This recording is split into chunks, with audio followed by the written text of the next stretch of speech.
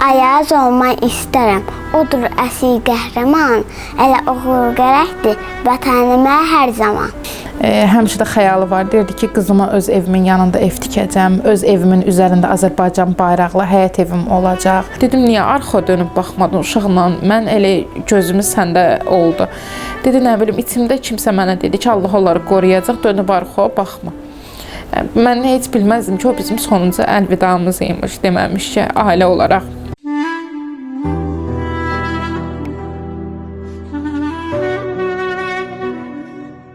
Əvvəla salam deyirəm bizi izləyən hər kəsə və bu günləri bizim evimizə qonaq olan Kanal 114-ə də təşəkkürümü bildirirəm. Çox sağ olun ki, şəhidlərimizi tanıdırsınız, belə bir proqram yaratmısınız. Dərin minnətdarlığımı bildirirəm Şəhidən xanımı kimi. Bu günləri Kanal 114-ün qonaq olduğu ev şəhid Ayaz İmanzadənin evidir. Mən də Gülşən İmanzadə, şəhid leytenant Ayaz İmanzadənin yoldaşıyam.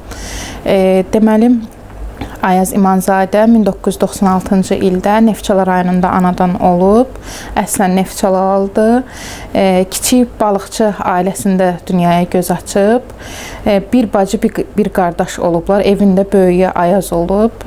Ayazın uşaqlıqdan ən böyük istəyi hərbiçi olmaq olub, işğaldan torpaqları azad etmək olub.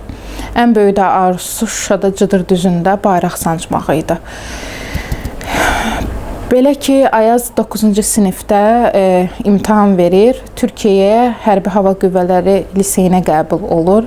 Yalnız anası ona çox bağlı olduğu üçün Türkiyəyə getməyinə razılıq vermir. Bundan ötürü Ayaz yenə də çalışır və 10-cu sinifdə Naxçıvanska adına hərbi liseyə qəbul olur. 3 il orada təhsilini bitirdikdən sonra akademiyaya, Heydər Əliyev adına Hərbi Akademiyaya qəbul olur. Ayaz akademiyaya qəbul olmamışdan 3 ay öncə anasının 38 yaşında xərçəng xəstəliyindən itirir. Buna baxmayaraq anasına verdiyi sözün üzərində durur və hərbiçi olmaq üçün yoluna davam edir. Və akademiyaya qəbul olur. Və bizim tanışlığımız isə bacısı ilə birlikdə tələbə yoldaşı olmuşuq Pedaqoji Universitetdə və Cəlilabad filialında. Baldızım da bizdə qalırdı, birlikdə həm otaq yoldaşı idik və belə qeyd-gəllər ola-ola tanışlığımız oldu. 2019-cu ildə həm mən, həm o məzun oldu. 26 iyun Silahlı Qüvvələr Günü məzun olaraq leytenant rütbəsi aldı. Çox sevincli idi. Və bundan bir neçə gün sonra biz ailə həyatı qurduq. İyulun 14-ü də biz artıq Ağcabədiyə yola düşdük. Ağcabədidə Ensaylı hərbi hissədə ilk işinə leytenant olaraq və tağım komandiri olaraq başladı. Ayaz, belə deyim, əskərləri ilə yaş fərqi çox deyildi. Həm gənc leytenant idi, 23 yaşı var idi işinə başlayanda. Amma buna baxmayaraq gənc zabit olsa da işinə çox məsuliyyətli yanaşırdı. Əskərlərinə nə qədər ciddi yanaşsa da, ciddi baxışlarla baxsa da, amma o ciddi baxışın altında həmişə kövrək qəlbi bir insan olurdu. Əskərləri onu böyük qardaş kimi bilirdilər. Biz Ayazın belə deyim, iş yeri dəyişildi təyinatla. Füzuli rayonunun Ensaylı hərbi hissəsinə verildi yanvar ayında. Biz ayrılmalı olduq. Əvvəl Ağcabədidə kirədə qalırdıq. Sonra mən ailəsinin yanına köçdüm. O isə artıq xidmətini cəbhədə davam elətdirməli oldu. Cəbhədə olduğu zamanda əskərlərinə qarşı yenə də çox təmkinli yaxınlaşırdı. Onlara qayğısına əsirgəmirdi. Hətta Bakıya bizim ailəsinə dəyməyə gələndə, bizə dəyməyə gələndə əskərlərinin valideyni uşaqlarına sovqat göndərəndə bir-bir aparıb onları çatdırırdı. Belə deyim, yeni əskərlər olurdu, anasından sarı darıxırdı. Ayaz həmişə şərait yaradırdı ki, o həmin uşaqları anası ilə görüşdürsün, danışdırsın. həm iş yoldaşlarından sevimlisi idi, həm də ki əsgərlərinin sevimlisi idi. Günü bu gün də həm iş yoldaşları, həm tələbə yoldaşları, həm əsgərləri həmişə qızımı mənim yanımda olurlar, qardaşlarım kimi.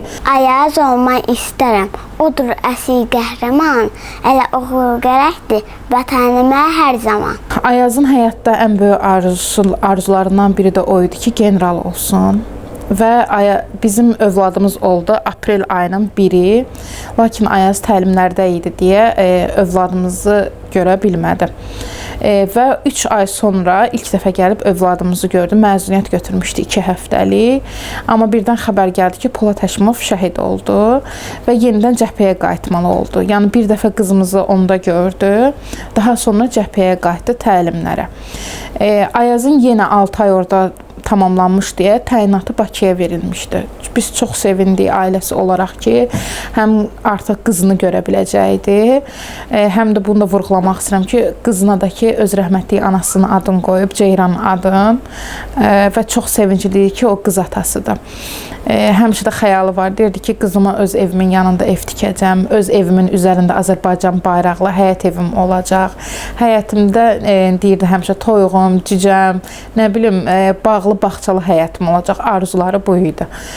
Elə həyat bizə rast gəldi ki, biz zəng elədik ki, bəs Bakıya təyinatın verilib, amma sən təyinatı geri çevirmisən, cəbhədə qalmağı seçmisən. Dedi ki, mən gələ bilmirəm. Biraz evdə söz-söhbət yarandı. Bu söz-söhbətdən də qaynaqlı 7 sentyabr bir də gördük ki, axşam vaxtı qapı döyülür və qapını açdı da gördük ki, Ayaz gəlib. Dedi ki, bir günlük icazə almışam, sizin yanınıza gəlmişəm. Heç nə, o həmin günü heç unutmuram. Qızın 2 dəqiqə olsun yerə qoymurdu, ancaq qucağında gəzdirirdi, ona doya-doya sarılırdı, öpürdü. Hətta qardaşım ona zarafatca deyirdi ki, bəs elə bil ki, səndən başqa heç kəsin övladı yoxdur. Deyirdi, yox, nə bilim, istəyirəm ki, övladımı doya-doya qucaqlayım, qoxlayım. Həmin gündəki qardaşıma tapşırıb ki, bəs bacıgildən müğayyət ol, qızımdan müğayyət ol.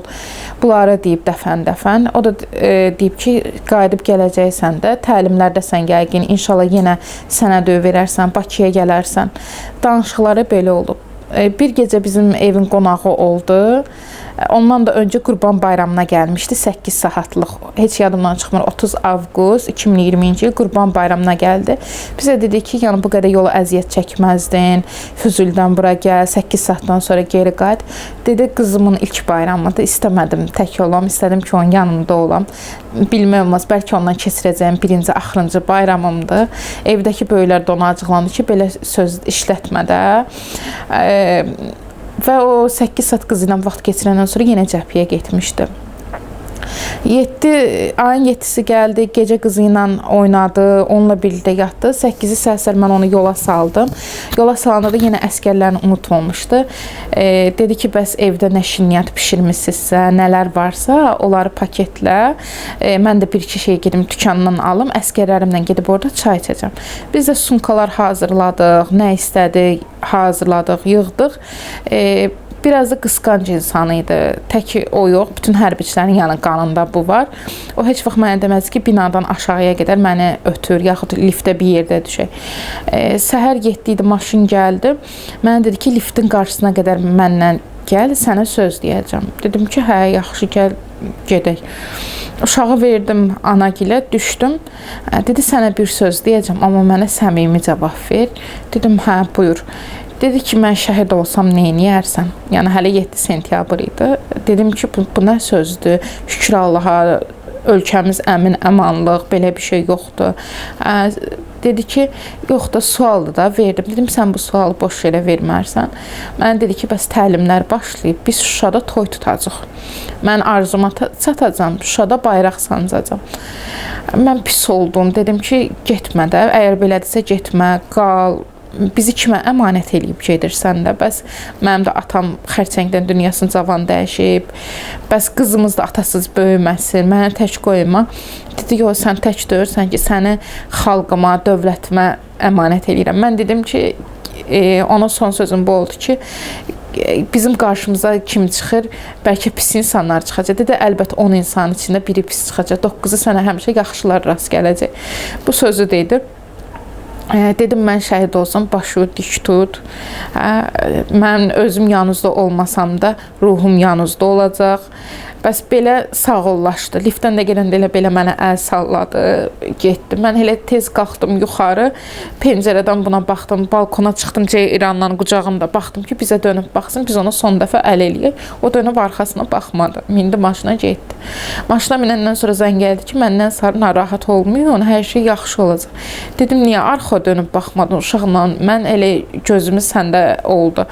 Dedi, nə bilim, içimdə kimsə mənə dedi ki, Allah onları qoruyacaq, dönüb arxa baxma. Mən heç bilməzdim ki, o bizim sonuncu əlvidamız imiş, deməmiş ki, ailə olaraq.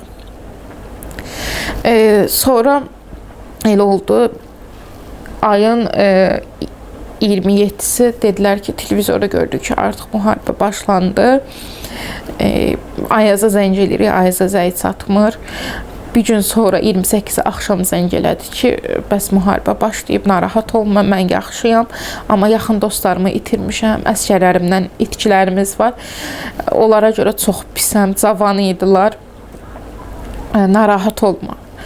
Sonra axırıncı dəfə 29-u danışığımız oldu. 29-u birinci atasına yığıb, deyib ki, yoldaşım, qızım sənə əmanət, mənə nəsə olsa, onlara yaxşı bax.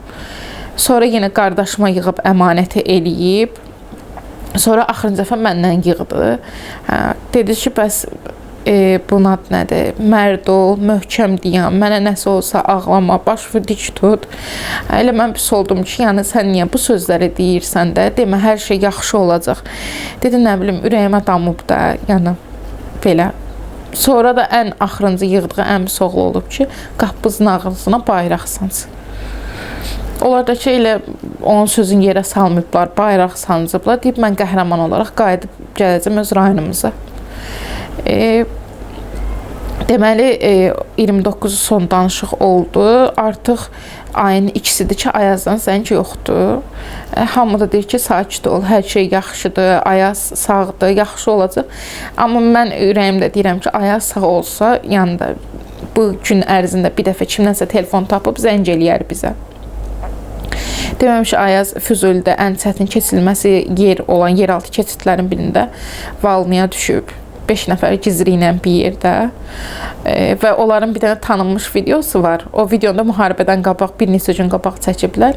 Yoldaşım orada gizri sual verir, 4-5 gizri də yanında oturub. Deyir ki, bəs İmanzadə sən gələcəyin şəhidisən. Deyir, Allah onu mənə qismət eləsə, nə gözəl.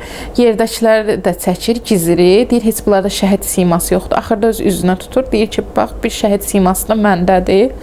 Elə bil ki, Allah onların o sözünü eşidir və onlar ikisi də ikisi günü səhər oktyabrın şəhidlik məqamına ucalırlar. İmamzadə, sən gələcəyin şəhidisən, sənə təbrik edirəm. Allah o şeyi hər kəsə qismət eləmir, amma qismət eləsə Allah özü bilən məsləhətdir. İnşallah, inşallah.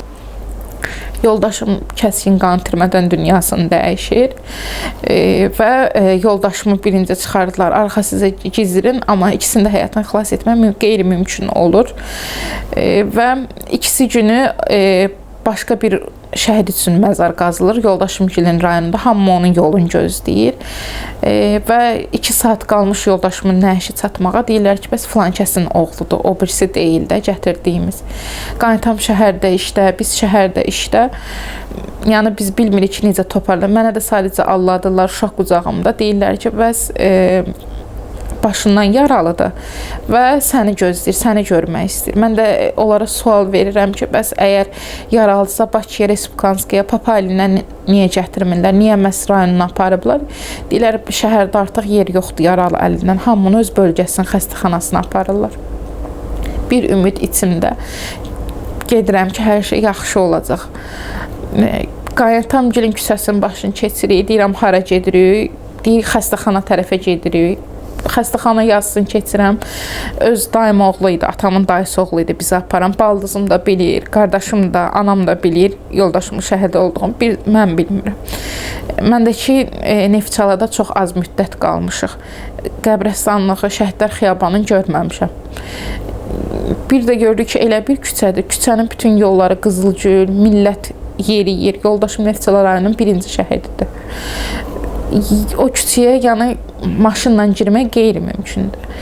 Dayım oğlu bu an özünü saxlaya bilmədi. Maşın qapısını bir cür açdı, çıxdı çölə, dedi ki, şəhidin ailəsini gətirmişəm, son dəfə vidalaşsın, xahiş edirəm, yol açsın. Cəmaata yəni qışqırdı. O anda mən döndüm arxaya, qızım da qucağımda, dedim ki, şəhid kimdir, biz hara gəlmişik. Hələ də özümü inandırmaq istəmirdim. Və gəldi, hamı yol açdı, hamı böyük bir izdiham, yaşasın Azərbaycan şüarları altında gəldi. Gördüm ki, yoldaşımın şəkli nəyəşin qapağında gedir. Yoldaşım da Azərbaycan bayrağına sarılıb və nə qədər axırıncı dəfə elədi ki, yoldaşımla görüşüm, sağollaşım. Dedilər ki, mümkündür, arxasıca yenə şəhidlər gəlir, onlar dəfn olmalıdır, vaxt azdır. Dayılarım məni saxladı. Yəni o günü, o anı heç nəyi ifadə edə bilmirəm. Yəni bir çox yerlərdə də deyirəm ki, insan var. Yəni məni izləyənlərdən üzr istəyirəm. Deyir, bəlkə həyat yoldaşımı itirdim. Amma yəni mənim yoldaşımla bir ilin ailəsi olmuşuq. Amma o qədər gözəl insan idi. Mən dəfələrlə 40-na qədər nazirliyə müraciət elədim. Və axır mənə icazə verdilər ki, mən Füzuli rayonunda yerləşən morqa yaxınlaşım. Orada şəhidlərimizin videoları çəkilib, ailələri inanmasa gedib izləsinlər deyə. Heç əmim elə o maşınla yola düşdü, getdi. Yəni oradakı səhnədə heç gözümün önündən getmir. Qaynatama indi haqq verirəm ki, hə, yəni övladı necə var, yaddaşında elə qalmağını istəyib, onu da başa düşürəm ata kimi. Amma orada səhnə var idi. Bir şəhid atası idi, bir mən idim. Şəhidin atası artıq 2 həftə idi ki, morqun qapısında, Füzuli rayon mərkəzi diaqnostikanın qapısında öz oğlunun nəşini gözləyirdi. Hər nəş gələndə açırdı, bir-bir onlara baxırdı, öz oğlunu axtarırdı. Mən olduğum müddətcə də hələ necə deyim, nəşlər gəlirdi, şəhidlərimiz gəlirdi. Yəni oradakı mənzərə başqa bir mənzərə idi. Sonra da elə oldu ki, əmim yəni o bacarmadı mənim yanımda durmağa, ağladı. Onun vəziyyəti pis oldu. Mən axıra qədər gözlədim ki, onun videosunu tapıb gətirsinlər, baxım. Yəni onun videosunu tapdılar, gətirdilər. Onun yuma videosuna qədər, axıra qədər izlədim. Yoldaşımın 40 günündə içimdən gəldi, hicaba keçdim. Yoldaşımdan da sonra qara yaylıq demək olar ki, bağlamamışam, ağ yaylıq bağlamışam. Çünki məncə yoldaşım mənim, ailəsinin, nəslinin, bütün Azərbaycan başını uca eləyib. Qara yaylıqdansa çox ağ yaylıq, ucalıq rəmzidir. Ağ yaylıq da bağlamaq elə bilirəm ki, necə deyim, onun üçün elə bilirəm ki, yaxşı bir şeydir. Heç yadımdan çıxmaz. Biz şəhərdə ayrı qalırdıq. İnsan biraz necə deyim, yoldaşını itirəndən sonra biraz çəkingən olur, istər öz qardaşın olsun, öz qaynatasın olsun, deyə bilmir ki, filan şeyə ehtiyacım var, buna ehtiyacım var. Biz şəhərə qayıtdıq, qızımın sənədlərini hazırlamağa görə, həm 1-2 sənəd işlərinə görə burada qalmalı olduq. Qardaşımdan çəkinirdim, deyəm ki, uşağın pamperesi bitib, yeməyi bitib. Nəsə, o qədər anlayışlı biri idi. Həmişə uşağın nə isə bitməyinə az qalmış, özə zəng eləyirdi, nə çatır, nə çatmır, tamamlayırdı. Və uşağın pamperesi, belə deyim, çox az qalmışdı, yeməyi də az qalmışdı. Namazı qıldım, sonra məni bir ağlamaq tutdu. Yoldaşımın yetisi çıxmışdı, 1-ci cümə axşamısına az qalırdı. Sadəcə şəklinə baxa-baxa, qızımı yatısırdım, şəklinə baxa-baxa dedim ki, sən bizim yanımızda olsaydın, biz bu qədər əziyyət çəkməzdik. Mən indi sözümü, sirrimi kimə deyəcəm, necə eləyim? Kiməsə sözümü deməyə utanıram, çəkinirəm. Biraz ağladım, yatdım. Üstündən 1 saat keçməmişdi, zəng gəldi. Bakı Dövlət Universitetindən, rektorluqdan idi, zəng olunmuşdu. Bəs bizim tələbələr bölünüb fakültə üzrə şəhid ailələrinin evinə ziyarətə gəlir. Bəs bizim uşaqlar istəyir ki, sizin evə ziyarətə gəlsin. İcazəniz var? Dedim, hə, buyurub gələ bilərlər. Şəhidin evi, Allahın evi, məscid qapısı kimi hamının üzünə açıqdır. Uşaqlar səhər-səhər gedəcək. Qardaşım həqiqətən getdi, çay süfrəsi hazırladı. Onların yolunu gözləyirik. Yenə də qardaşım ürəkləyib heç nə deyə bilmirəm, çəkinirəm. Bir də gördüm ki, uşaqlar içəri daxil oldu. Daxil olanda heç onlar məndən danışmayıb, qızımın neçə aylıq olduğunu bilmirlər. Gördüm ki, qızıma paçka-paçka yeməklər, qızıma paçka-paçka pampres, sonra 1 aylıq bazarlığım. Yəni, mənə onda hönkür-hönkür ağlamaq tutdu. Onlardakı izah elinəsi bir şey deyil. Sonra baxdım ki, o cismən mənim yanımda olmasa da, həqiqətən də ruhən mənim yanımdadır. İndinin özünə qədər. Yəni, elə bir şey olur ki, çətinlik olub, necə deyim, elə bilmişəm ki, o mənim yanımda. O iş o qədər tez bir zamanda düzülüb, qoşulub, həll olunub. Bizim övladımız dünyaya gələndə də bir-iki qüsur ilə dünyaya gəlib. Hətta övladımız 9 gün komada yatıb. Yəni, övladımız, necə deyim, atası o qədər ona dua eləyib ki, yəni o yaşasın, o yaxşı bir yerlərə gəlib çıxsın. Mənim ən böyük arzumdur. Qızım ali savadlı olsun.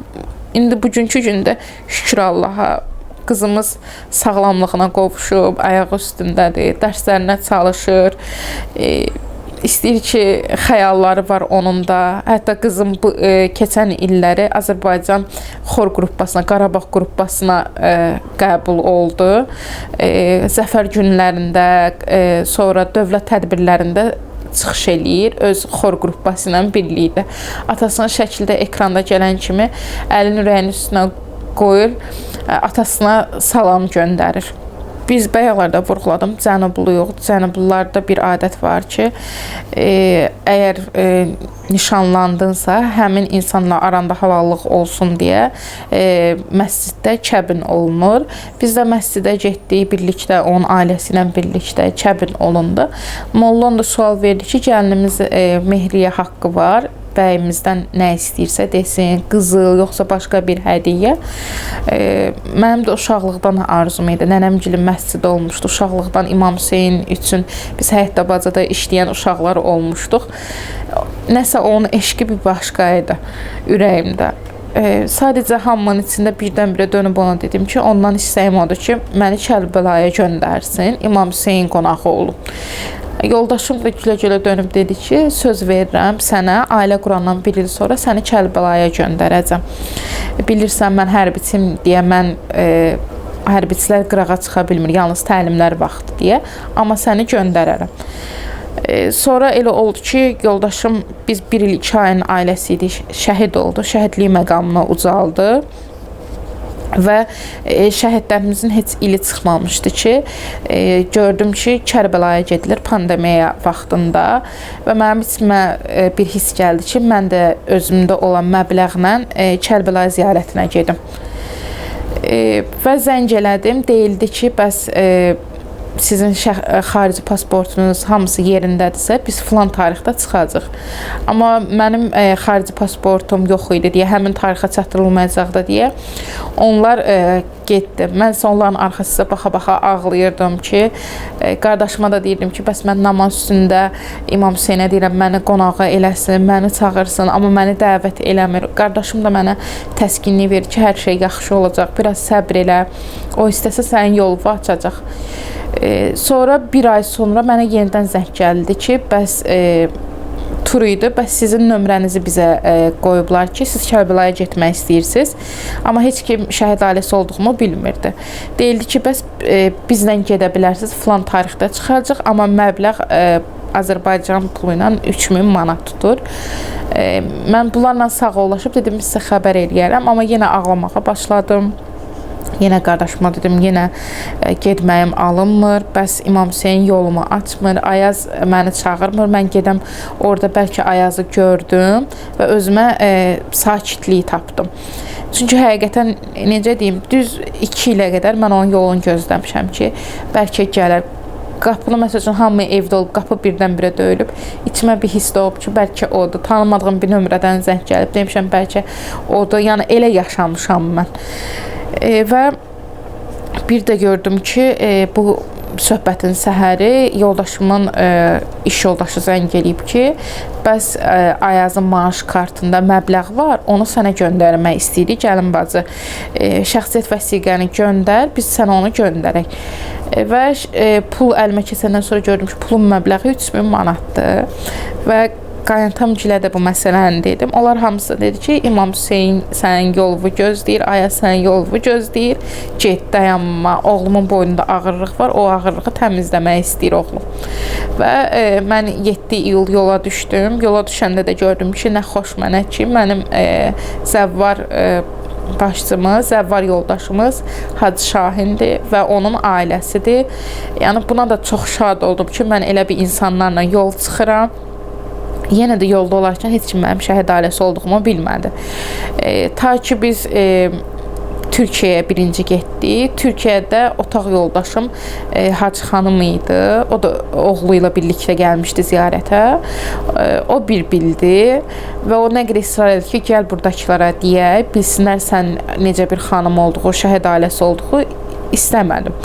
Elə oldu ki, biz hətta Türkiyədən İraqa uçanda 130 nəfər idik. Bizdən 130 nəfərdən 70 nəfərimiz seçildi. Və o qədər dua elədim ki, Allah, mən bura qədər gəlmişəm, məni buradan geri qaytarma. 70 nəfərin içində 14-cü adam idim ki, mənim adım çəkildi havalimanında. Çox sevindim. Bir Hacı xanım da var idi. O da dedi ki, o həmin məni bilən Hacı xanım dedi, sən çox bəxtəvər bir insansan. Orada da 70 nəfərin içində seçiləcəksən. Burada da İmam Hüseyn səni seçdi. Get, yolun açıq olsun. Və gəldi.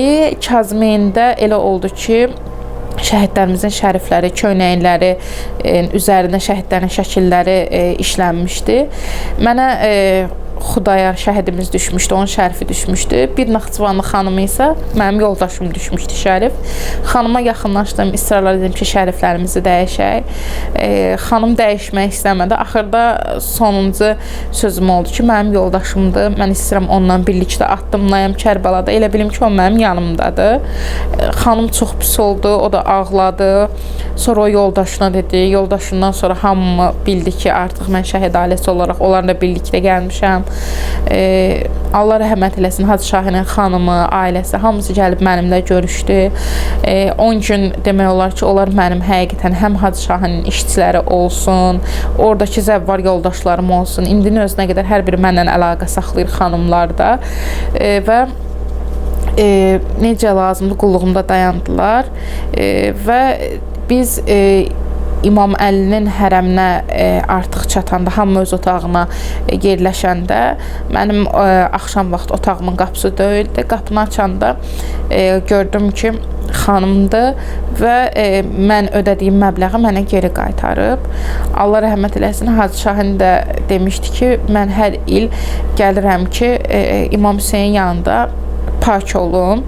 Amma xanım məni bu illəri İmam Hüseyin yanında xəcalətli qoyub ki, mən onun bir dənə qonağın gətirib onun görüşünə gətirib çıxara bilməmişəm. Nə qədər elədim ki, geri çevrim, israrla yox dedilər. Biz Ərəfədə getmişdik hətta. Elə oldu ki, Ərəfə günü qurbanlar kəsildi. Qurban günü Hacı Şahin gəlib bizim masada, bizim masanın başında əyləşdi. O gedib ailəsi ilə də bir yerdə o Ərəfə günü keçirə bilərdi. Amma onun necə deyim, böyüklüyü, Allaha olan bağlılığı məhz öz işçiləri ilə biz birlikdə idik. Onlarla birlikdə gəlib, mənlə birlikdə gəlib bizim masada əyləşdi. Bu da bizim üçün həqiqətən çox gözəl bir hadisə idi. Bir də onu vurğulamaq istəyirəm ki, mən birinci ziyarətimiz Bağdaddan Musa Kazım oldu. Və mən ilk orada olanda çox ağladım. Sonra dua elədim ki, mənə bir sakitçilik yaransın ki, bir huzur tapım ki, Ayaz burada rahatdır, burada həqiqətən də cənnətdədir. Və mən o anı heç unutmuram. Hələ də onu danışanda elə bilirəm ki, o andayam, o anı yaşayıram. Mən namaza səcdəyə gedəndə elə bildim ki, dizlərim ıslandı hətta. Necə deyim, yeni çəmənlik olar, yaş çəmənlik şehli. Ora dizimi qoydum. Əllərimin, ovuclarımın içi, dizlərim hamısı elə bildim ki, yaş oldu, şeh oldu. Alnımı səcdəyə qoyanda da şaftalı ağaclarının qoxusu gəldi mənim burnuma. Yəni o qoxunu necə deyim, izah eləyə bilmirəm. Elə gözəl qoxu gəldi. Mən hətta səcdədən qalxmaq istəmirdim. Hönkür-hönkür ağlayırdım. Zəvvar yoldaşlarım, xanımlar var idi. Onlar məni səcdədən qalxızdı. Hamısı bir-bir sarıldı mənə. Oradan bir də İmam Hüseyni gedib ziyarət ediləyəndən sonra mən artıq öz yoldaşımın məqamını daha çox dərk elədim ki, o necə gözəl bir yerdədir, o necə bir insanın qonağıdır, onun artıq sərkərdəsinə necə deyim, artıq onun ordusuna qoşulan bir insandır. Hətta mən bizim zəvvar yoldaşlarımız Fərəd çayına getmişdilər. Mən amma İmam Hüseyn hərəmində namaza o qədər başım qarışmışdı. Mən Fərəd çayına gedib ziyarət eləyə bilməmişdim, pis olmuşdum. Sonra İmam Hüseynin başı kəsilən bölgə var. Ora qadınlara icazə yoxdur girməyə. Kişilər ziyarət eləyir və Hacı Şahin sağ olsun məni ora apardı. Oranı ziyarət elədim mən. Dedi ki, bax elə yer var ki, hamıya qismət olur. Elə yer var ki, o bəzi insanlara qismət olur. Sən də o insanlardan birisən ki, bu yerə xanım icazə vermir. Həqiqətən işçilər mənim üzərimə gəldi, ərəb idilər və dedilər ki, xanım yanı bura olmaz, çıxsınlar. Sonra mənim şərfimin üzərindəki şəhidin şəklini göstərdilər. Sonra onlara izah elədi Hacı Şahin ki, ərəb dilində o şəhidin xanımıdır. Belə. Onlar həqiqətən mənə dəymədilər, başladılar ağlamağa, şərfimi istədilər, şərfimi bir-bir açıb şəhidin şəklindən öpə-öpə ağladılar, onun məqamını təbrik elədilər. Mən bir daha yəni necə deyim, bildim ki, onun necə gözəl bir məqamdadır ki, yəni imamların şəklini mən uşaq vaxtından gördüm ki, öpürlər, alına qoyurlar. Artıq bundan sonra görürüm ki, bizim şəhidlərimizə necə dəyər verirlər.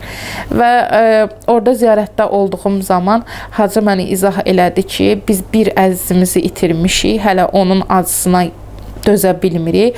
Amma xanım Zeynəb bir gün içində gör neçə min əzizini itirib, amma onunla belə yenə müsəlmançılığı yayıb, İslam dinini təbliğ eləyib, öz ayaqları üzərində durub, qardaşını unutturmayıb, ailəsini unutturmayıb.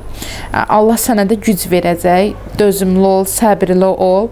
Həqiqətən ondan sonra da, gələndən sonra da ki, neçə illərdir ki, artıq mən yoldaşımı tanıtdırıram. İstər dəvət olunduğum yerlərdə olsun. Onun adına kitab hazırlatdırmışam, film çəkdirmişik.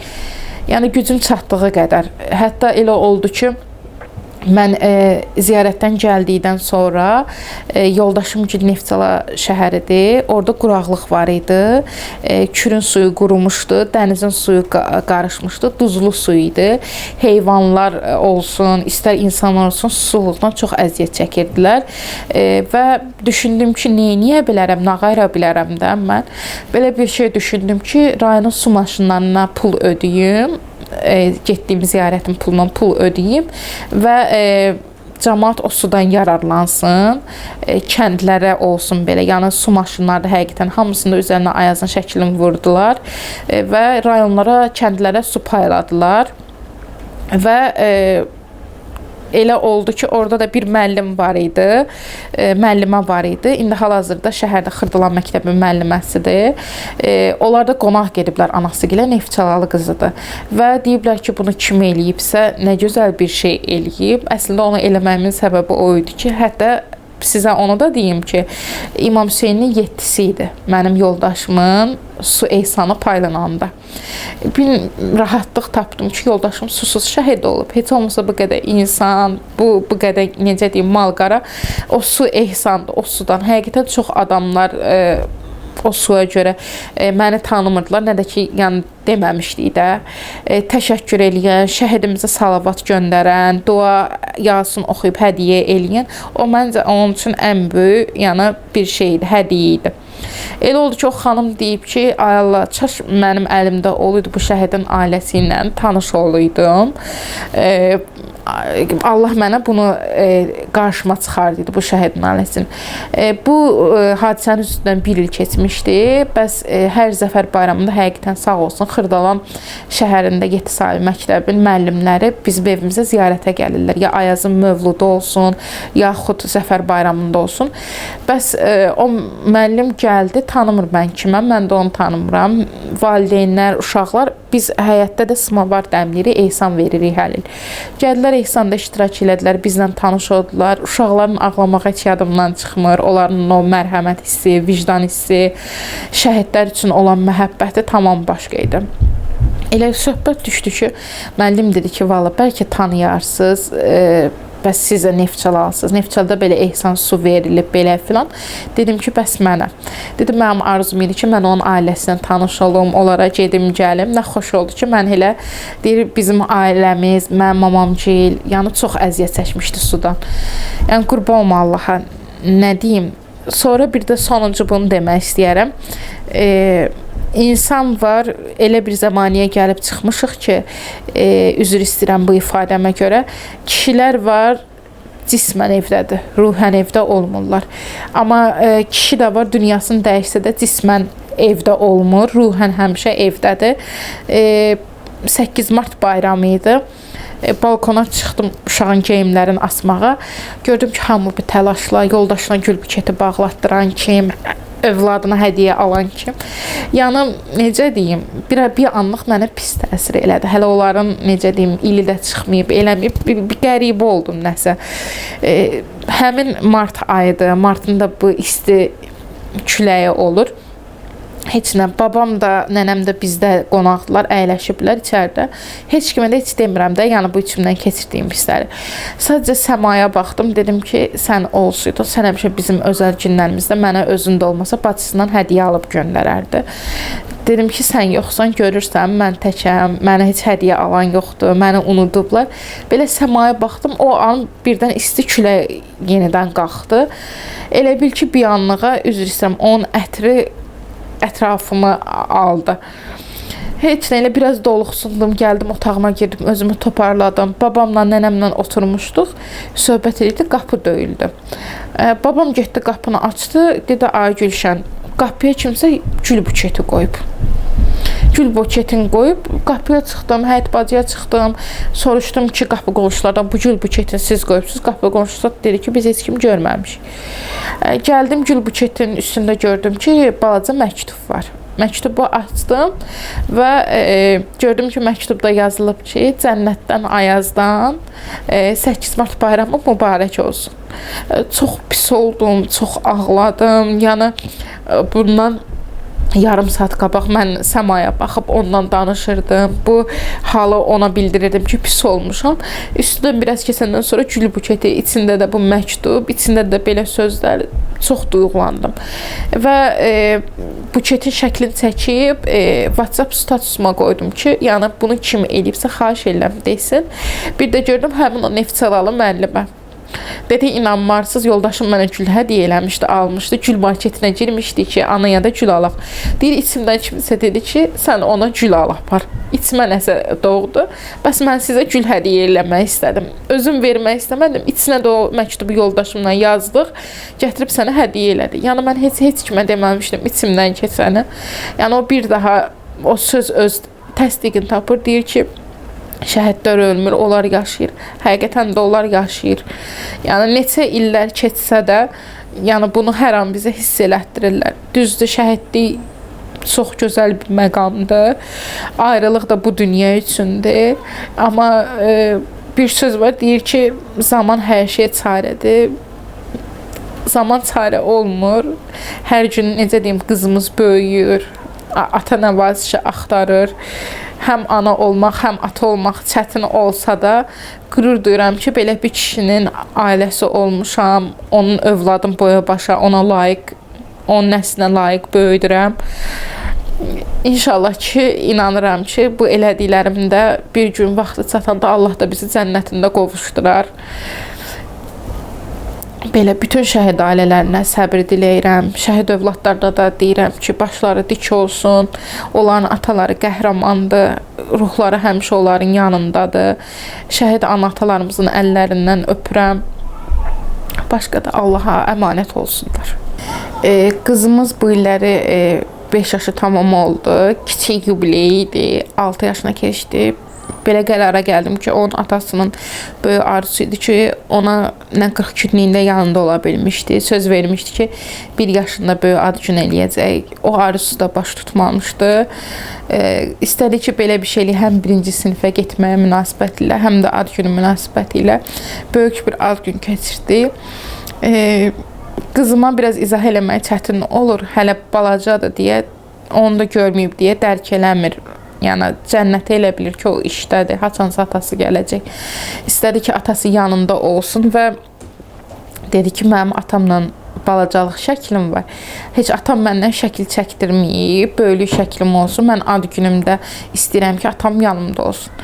Məndəki körpədir, onun bu istəyini bilmədim, necə həyata keçirim. Belə qərara gəldim ki, atasının ikisinin şəklini düzəltdirim və qızım o şəkli görəndə həqiqətən də çox sevindi. Mənə də nə qədər sarılıb, təşəkkürümü bildirdi. Ad günündə də ki, yəni girişə onu qoyduq. Onun önündə də nə qədər şəkillər çəkdirdi ki, mən atamın prensesiyəm. Və necə deyim? Onun üçün sevindirici hal, bizim üçün ağır mənzərə də olsa, yenə onun az da olsa üzün güldürdüysə bizim üçün nə xoş. Qafqaz Müsəlmanlar İdarəsinin 114 TV YouTube kanalına da dərin minnətdarlığımı bildirirəm. Şəhid ailəsi olaraq bizim şəhidlərimizi tanıtdırdığı üçün, bizim üçün ağır olsa da onların haqqında danışmaq, amma çox qürur vericidir. Biz ailəsi olaraq onu tanıyırıq. Sağ olsunlar ki, 114 TV YouTube kanalındakı bizə dəstək olur. Bütün Azərbaycan onları tanıyır. Səndən sənə şikayətim var mənim. Nədən məni sənsiz qoyub getmisən? Xoşbəxtliyi vəd eləmişdin mənə. Gözlərimi ağlar qoyub getmisən. Bəli, özü getdi bu dünyadan əbədiyyətə. Amma geridə qoyduğu əzizlərinin gözlərini daima yaşlı qoydu. Ürəklərində yanar atəş qoydu getdi. Amma başlarını dik tutdu, qürur hissi yaşatdı. Bir ömür qürur hissi. Bir şəhidimizin ailəsinin qonağı olduq. Yenə bir vətən qəhrəmanının ailəsinin qonağı olduq. Ayaz İmanzadə. Bəli, özümüzlə bərabər hər dəfə olduğu kimi bu ailəyə də müqəddəs Qurani-Kərim kitabını gətirdik. Gətirdik ki, öz gəlişi ilə xoşbəxtlik, səadət, nur gətirsin. Ayazımızın, qəhrəmanımızın ruhu bu evdədir, bu isti ocaqdadır. Tanrımızın müqəddəs yaratdığı kitab da, Tanrının kitabı da bu evdə olmalıdır. Əziz bacım, çox sağ olun. Bu kitabı ümid edirik ki, şəhidimizin ən gözəl güşəsində, cənnət məkanında qoyacaqsınız. Hərdən görürəm ki, siz də din əhlisiz. Ümid edirəm ki, bəli, bu kitablardan Yasin oxudub ağrıyan ürəklərinizə su sərpərsiz. Çox sağ olun, hədiyyəniz üçün təşəkkür edirəm. Şəhidlərimizin ruhu qarşısında baş əyirik, qazilərimizə şəfa diləyirik. Allah xalqımızı, ordumuzu, millətimizi qorusun. Bir daha xalqımız vətən, torpaq, evlad ikisi ilə sınanmasın. Qafqaz Müsəlmanlar İdarəsinin rəhbərliyinə, 114 TV kanalının rəhbərinə, bütün kollektivinə öz təşəkkürümüzü bildiririk. Sağ olun. Sağ olun ki, vətən uğrunda canından keçən şəhidlərimizi, qazilərimizi, veteranlarımızı, vətən oğullarımızı unutmağa, unudulmağa qoymursunuz. Sağ olun.